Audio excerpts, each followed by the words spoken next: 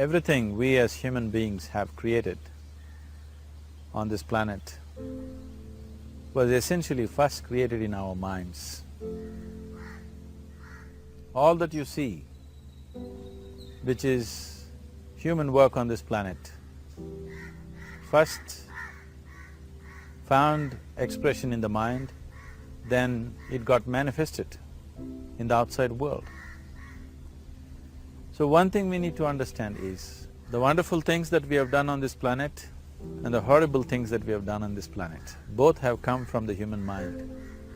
So if we are concerned as to what we create in this world, it's extremely important that first of all we learn to create the right things in our mind, how we keep our minds.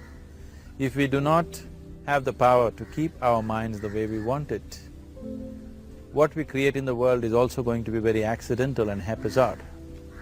So learning to create our minds the way we want is the basis of creating the world the way we want. There is a wonderful story in the yogic lore. On a certain day, a man took a walk. He went for a long walk. Accidentally, unawares, he walked into paradise. Fortunate, isn't he? He just took a walk and he landed up in paradise. After this long walk, he felt little tired. So he thought, oh, I am tired, I wish I could rest somewhere. He looked around, there was a nice tree, underneath which there was very cushiony grass. So it was inviting. He went and put his head down there and slept. After a few hours he woke up, well rested, and he thought, oh, I am well rested, but I am feeling hungry, I wish I had something to eat. And he thought about all the nice things that he ever wanted to eat in his life. And instantly, all those things appeared in front of him. You need to understand, there the service is like that. Hungry people don't ask questions. Food came and he ate. Stomach became full. Then he thought, oh, my stomach is full, I wish I had something to drink. All the nice things that he ever wanted to drink, he thought about it and all of them just appeared in front of him. Drinking people also don't ask questions, so he drank. Now with a little bit of alcohol in him, you know Charles Darwin told you, all of you are monkeys, your tail fell away. Not me, Charles Darwin told you that you were all monkeys and your tail fell away and then you became human. Yes, definitely the tail fell away, but the monkey… In yoga, we always refer to an unestablished mind as markata, which means a monkey. Why we are referring to the mind as a monkey is, what are the qualities of a monkey? One thing about a monkey is, it's unnecessary movement. And another thing about the monkey is, if I say you're monkeying somebody, what does it mean? Imitation. Monkey and imitation have become synonymous. So these two essential qualities of a monkey are very much the qualities of an unestablished mind. Unnecessary movement, you don't have to learn it from the monkey, you can teach it to the monkey. And imitation is full-time job of the mind. So when these two qualities are on, a mind is referred to as a monkey. So this monkey became active within him. He just looked around, thought, what the hell is happening here? I asked for food, food came. I asked for drink, drink came. There must be ghosts around here, and ghosts came. Oh, the ghosts have come, they're going to surround me and torture me, he thought. Immediately the ghosts surrounded him and started torturing him. Then he started screaming in pain and said, oh, they're going to kill me, and he died. Just now he said he's a fortunate being. The problem is he was sitting under a kalpavriksha or a wishing tree. He asked for food, food came, he asked for drink, drink came, he asked for ghost, ghost came, he asked for torture, torture came, he asked for death, death happened. Now don't go looking for these kalpavrukshas in the forest. You can barely find a tree these days. A well-established mind, a mind which is in a state of samyukti, is referred to as a kalpavriksha. If you organize your mind to a certain level of organization, it in turn organizes the whole system. Your body, your emotion, your energies, everything gets organized in that direction. Once all these four dimensions of you, your physical body, your mind, your emotion and the fundamental life energies are organized in one direction, once you are like this, anything that you wish happens without even lifting a little finger actually. It would help to assist it with activity, but even without doing any activity, you can still manifest what you want if you organize these four dimensions in one direction and keep it unwavering in that direction for a certain period of time. Right now the problem with your mind is, every moment it is changing its direction. It is like you want to travel somewhere and every 2 steps if you keep changing your direction, the question of you reaching the destination is very remote unless it happens by chance. So, organizing our minds and in turn organizing the whole system and these 4 basic dimensions of who you are right now in one direction, if you do this, you are a kalpavruksha yourself. Anything that you wish will happen. But right now, if you look at your lives, everything that you have wished for till now, if it happens, you have finished. Everything and everybody that you have desired for, if all of that lands up in your house today, could you live with that? So if you want to become empowered, it is also important that you become responsible as to what you ask for and what you don't. Right now the world's situation is just this, we are hugely empowered with technology. Today it doesn't take 6 billion people to destroy this planet. One man by pressing the wrong button can destroy the whole planet. When we are empowered like this, it's very important that our physical action, emotional action, mental action and energy actions are controlled and properly directed. If it is not so, we become destructive, self-destructive. Right now, that is our problem. The technology, which is supposed to make our life beautiful and easy, has become the source of all the problem that we are destroying the very basis of our life, which is the planet. So what should have been a boon, we are making a curse out of it.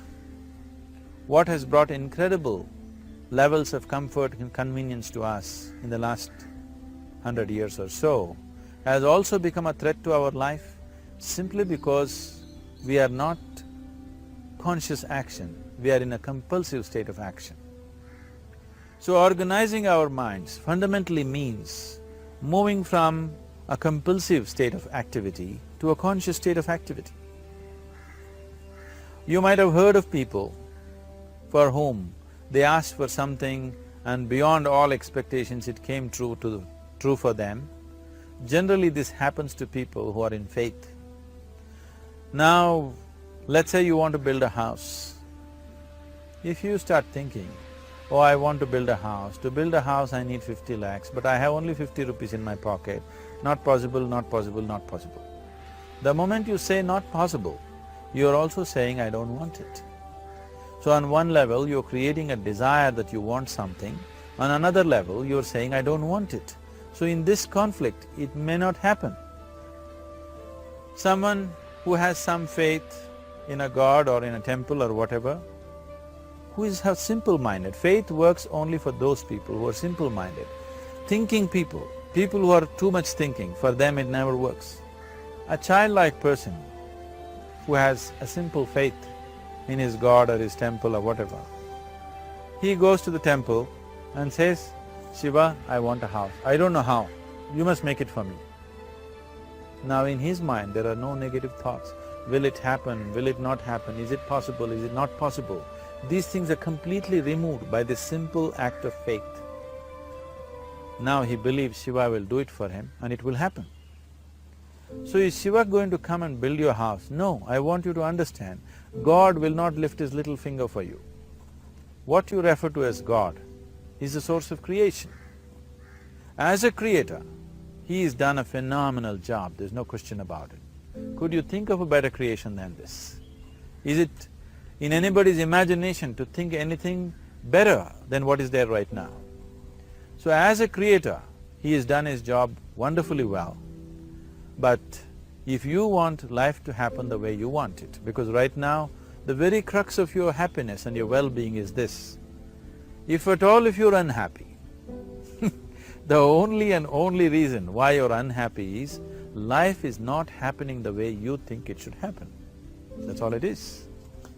So if life is not happening the way you think it should happen, you're unhappy. If life happens the way you think it should happen, you are happy. It's as simple as that. So if life has to happen the way you think it should happen, first of all, how you think, with how much focus you think, how much stability is there in your thought, and how much reverberance is there in the thought process will determine whether your thought will become a reality or is it just an empty thought. Or how you do not create any impediments for your thought by creating negative thought process. Is something possible or not possible? Is destroying humanity. What is possible and not possible is not your business, it's nature's business. Your business is just to strive for what you want. Right now you're sitting here. If I ask you two simple questions, I want you to just look at this and answer this. Right now from where you're sitting, can you just fly off? You say no? Right now from where you're sitting, can you get up and walk? You'll say yes. What is the basis of this? Why you say no to flying and yes to walking? Because past experience of life, many times you've gotten up and walked, never did you fly off.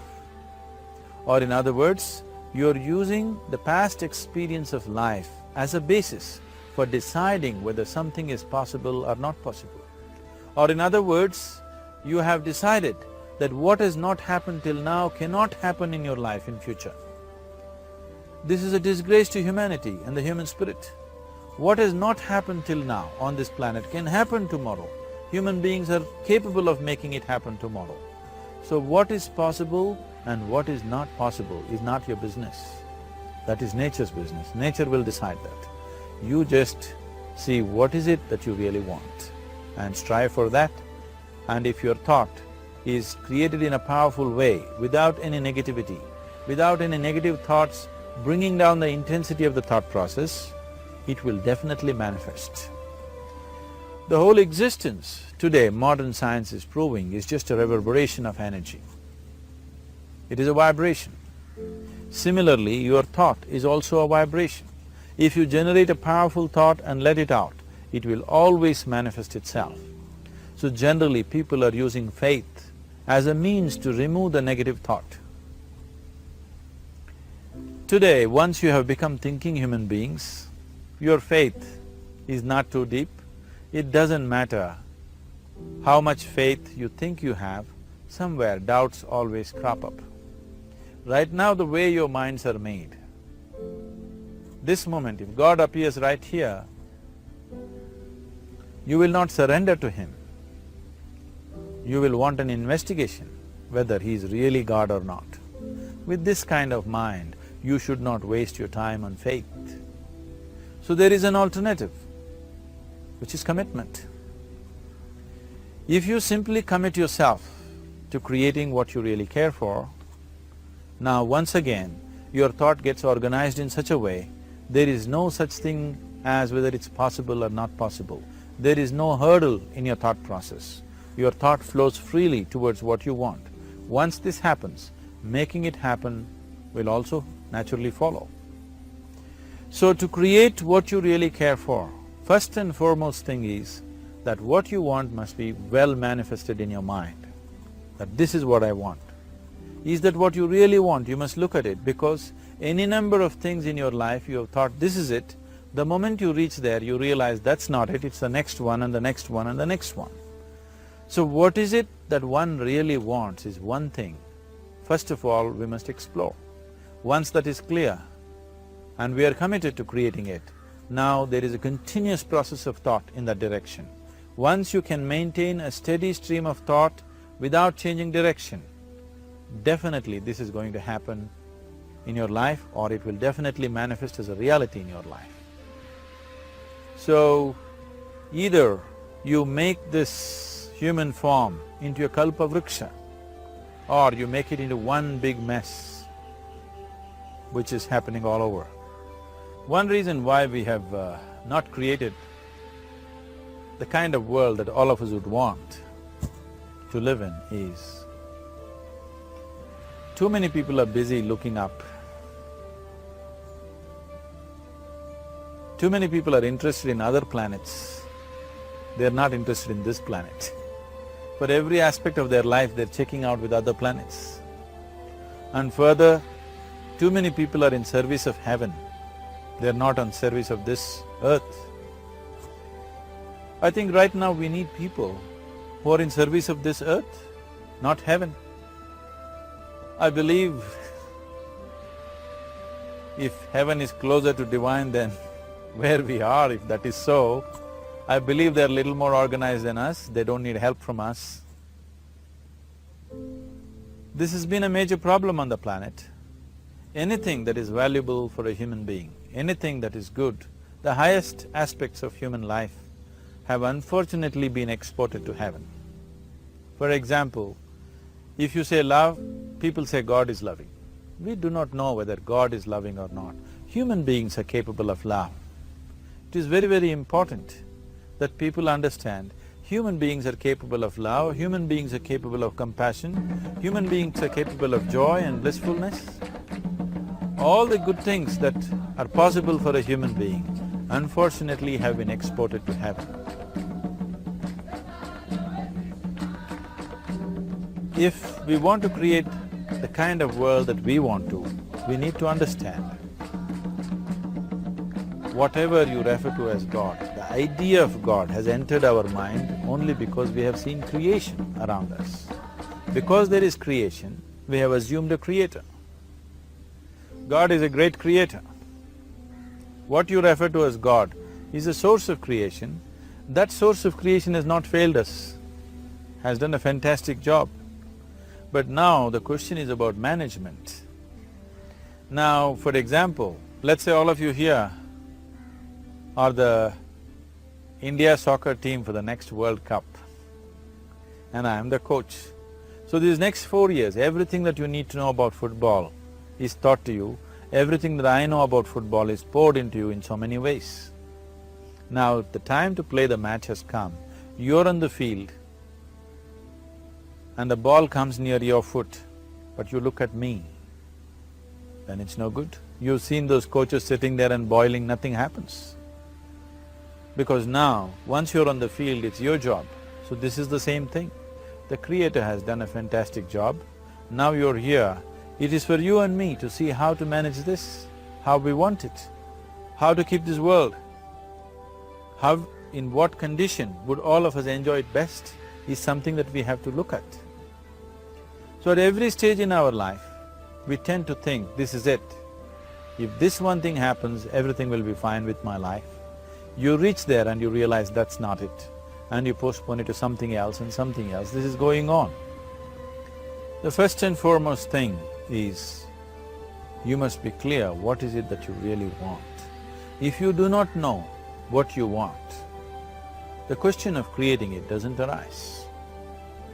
If you look at what you really want, what every human being wants is, he wants to live joyfully, he wants to live peacefully. In terms of its relationships, he wants it to be loving and affectionate. Or in other words, all that any human being is seeking for is pleasantness within himself, pleasantness around him. If this pleasantness, if it happens in our body, we call this health and pleasure. If it happens in our mind, we call this peace and joy. If it happens in our emotion, we call this love and compassion. If it happens in our energy, we call this blissfulness and ecstasy.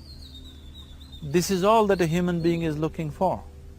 Whether he is going to his office to work, he wants to make money, build a career, build a family, he sits in the bar, sits in the temple, he is still looking for the same thing. Pleasantness within, pleasantness around. If this is what we want to create, I think it's time we addressed it directly and commit ourselves to creating it. So you want to create yourself as a peaceful human being, joyful human being, loving human being, a pleasant human being on all levels. And do you also want a world like this? A peaceful world, a loving world, a joyful world? No, I want greenery, I want food. When we say a joyful world, that means everything that you want has happened. So this is all that you're looking for. So all that you need to do is commit yourself to creating it, to create a peaceful, joyful and loving world, both for yourself and everybody around you. Every day in the morning, if you start your day with this simple thought in your mind, that today, wherever I go, I will create a peaceful, loving and joyful world. If you fall down 100 times in the day, what does it matter? For a committed man, there is no such thing as failure. If you fall down 100 times, 100 lessons to be learnt. If you commit yourself like this to creating what you really care for, now your mind gets organized. Once your mind gets organized, the way you think is the way you feel, your emotion will get organized. Once your thought and emotion is organized, your energies will get organized in the same direction. Once your thought, emotion and energies are organized, your very body will get organized. Once all these four are organized in one direction, your ability to create and manifest what you want is phenomenal. You are the creator in many ways. Why I am saying you are the creator is, I want you to look at the nature of your life right now. If you eat a banana, in 4 hours' time, this banana becomes a human being. There is something within you, a life-creating process, a process which builds this body. The manufacturer of this body is within. You give him a banana, he makes a human being out of that banana. Transforming a banana into a human being is not a small thing, it is a phenomenon. It is just that this phenomena is happening within you unconsciously. If you could only consciously manifest this, making a banana into a human being, you are the creator. You are nothing less than that. As the theory of evolution goes, to make a monkey into a human being, it took millions of years. Over an afternoon, you can make a banana into a human being or whatever else, a piece of bread that you eat, into a human being. So, the very source of creation is functioning within you. If you organize these four dimensions of mind, emotion, body and energy in one direction, the source of creation is with you. You are the creator. What you want to create will happen to you effortlessly. Once you're organized like this, now you are not a mess. You are a kalpavruksha. You have the power to create what you want. So, shifting from being just a piece of flesh and blood to becoming a creator, there is a whole science and technology for this. There are tools to make this happen. That which is the source of creation is functioning within you every moment of your life. It is just that, have you kept access to that dimension or not? Organizing the four basic elements of your life will give you that access. There are tools and technologies to do this. The whole science of yoga, the whole technology that we refer to as yoga is just about this, transforming yourself from being just a piece of creation to become a creator.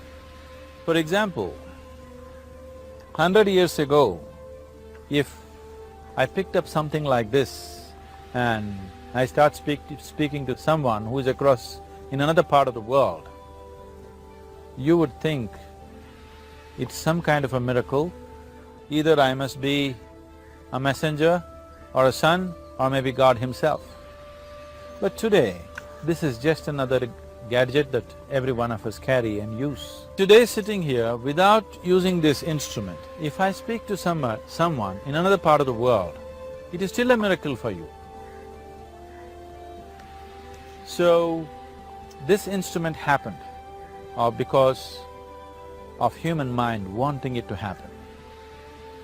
100 years ago, nobody thought this was possible, but today it is just a common thing.